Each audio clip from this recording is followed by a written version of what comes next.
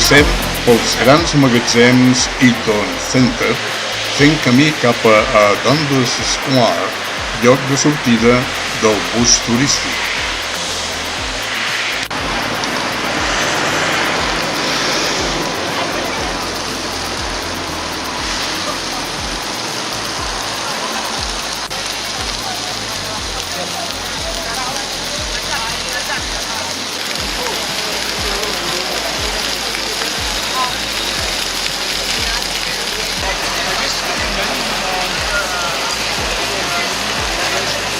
Dinem en el Hard Rock Cafè.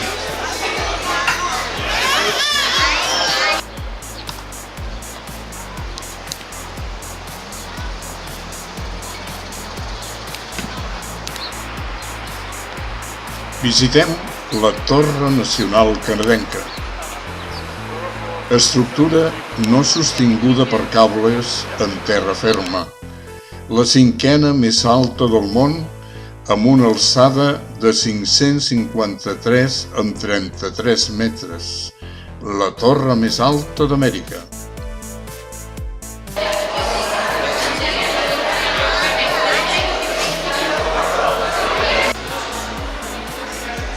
Disposa d'un observatori ubicat als 447 metres, sent aquest el tercer més alt del món.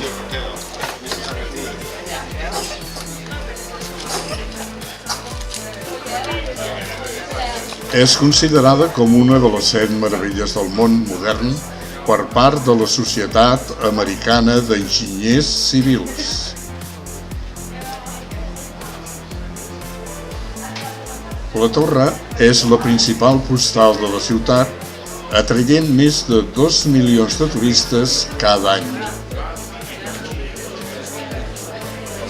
A 342 metres, 1.122 peus d'altura, en el pis d'observació principal es troben el pis de vidre i la plataforma d'observació exterior.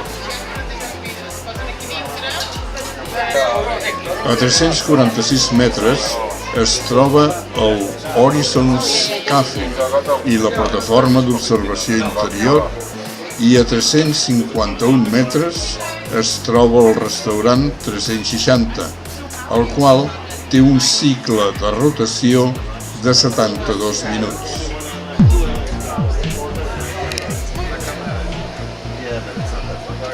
L'Skypod és una petita plataforma tancada que es troba per sobre del pis d'observació principal. Localitzada a 447 metres, és el mirador públic més alt del món. Des d'aquí és possible observar en un dia clar el contorn de la ciutat de Rochester, en l'estat de Nova York, situada al sud del llac Ontario.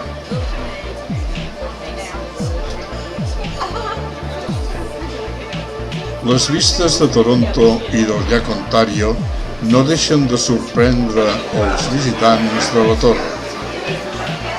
El llac Ontario és el menor dels 5 grans llacs d'Amèrica del Nord, amb 18.960 quilòmetres quadrats. Acabada la visita a la Torre Nacional Canadenca, pugem al bus turístic fent el camí de tornada cap al centre.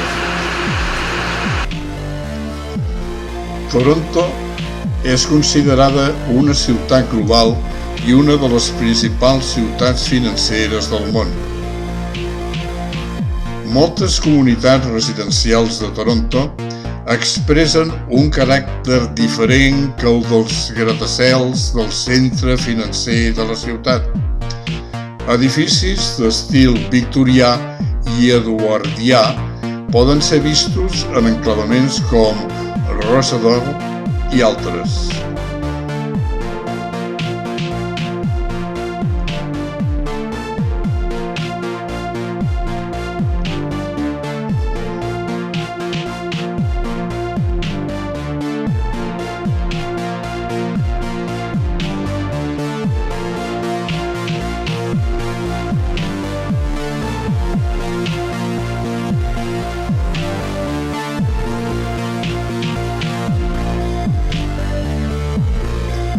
Passem ran del llac Ontario, on es poden veure les petites illes de Toronto, els embarcadors i els ferris.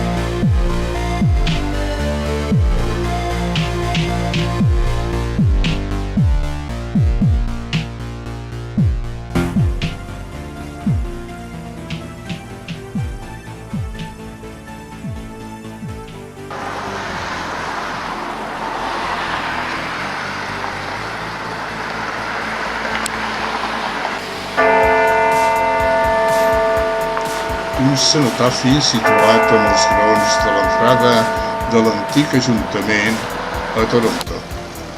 Originalment construït després de la Primera Guerra Mundial per commemorar els residents de Toronto que van perdre la vida en els serveis de Canadà, el monument commemora també els que van morir en la Segona Guerra Mundial i la Guerra de Corea.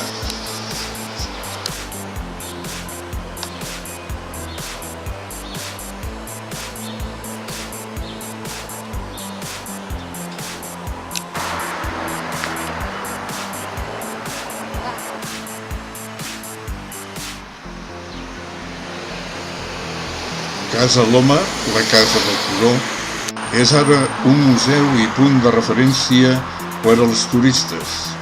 Va ser construït com a residència pel financer Sir Henry Pellatt entre els anys 1911 i 1914. A causa del seu caràcter arquitectònic únic a Toronto, Casa Loma ha estat un popular lloc de rodatge de pel·lícules i televisió. Casa Loma és un lloc per celebrar la cerimònia de casament i ritus. Al començament de la Primera Guerra Mundial, la construcció es va aturar. 98 habitacions, un ascensor, un forn prou gran com per cuinar-hi un bou, 2 passatges verticals per als òrgans de tubs, un buit central, 2 passadissos secrets a l'oficina de la planta baixa de Pellatt, piscina i carrerons al soterrani. La major part de la tercera planta es va deixar sense acabar i en l'actualitat serveix com museu del Regiment de Rifles del Canadà de la Reina. Durant la depressió que va seguir a la guerra, la ciutat de Toronto va augmentar els impostos a la propietat de Casa Loma i Pellatt, que ja estava experimentant dificultats financeres, va subhastar art i mobiliari.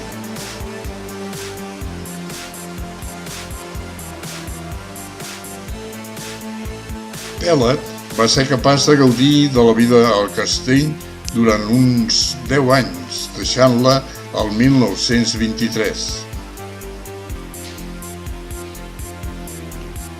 A finals de 1920, els inversors converteixen Casa Loma en un hotel de luxe per un curt temps.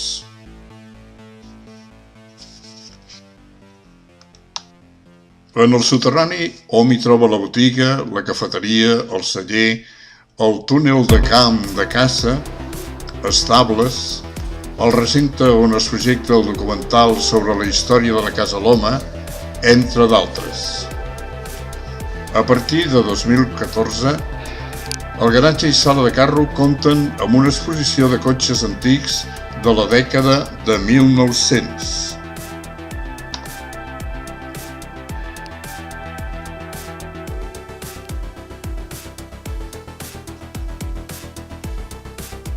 Durant la prohibició es va convertir en un club nocturn popular per als nord-americans rics.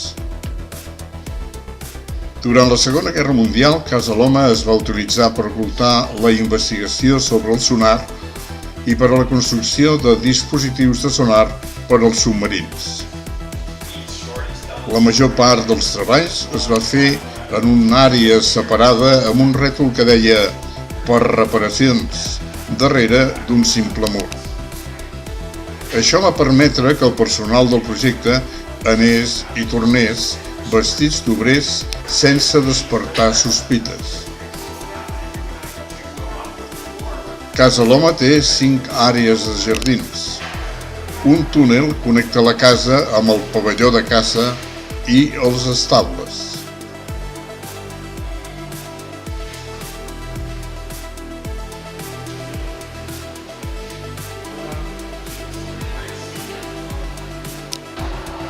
A la planta principal hom pot veure-hi un gran saló, la biblioteca, el menjador, entre altres dependències.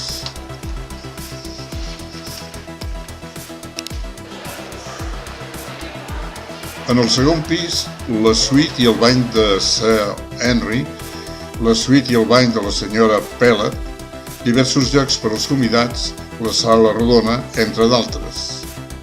En el tercer pis, el Museu del Regiment, les escales d'accés a la torre i altres sales i habitacions.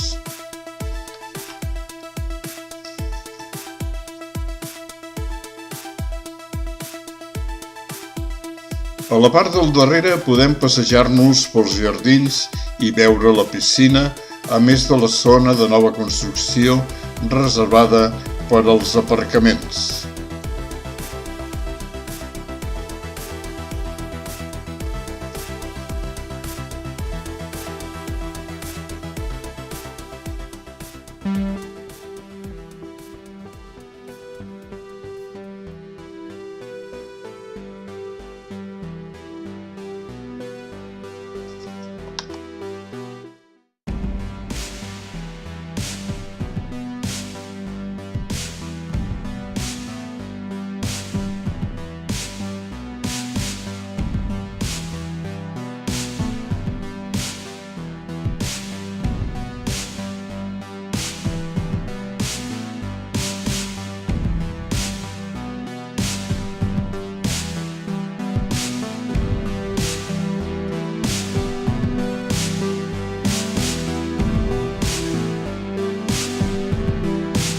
Ens acomiadem de Toronto amb una panoràmica captada des del pis 38 de l'hotel amb un primer pla del New City Hall, seu del govern.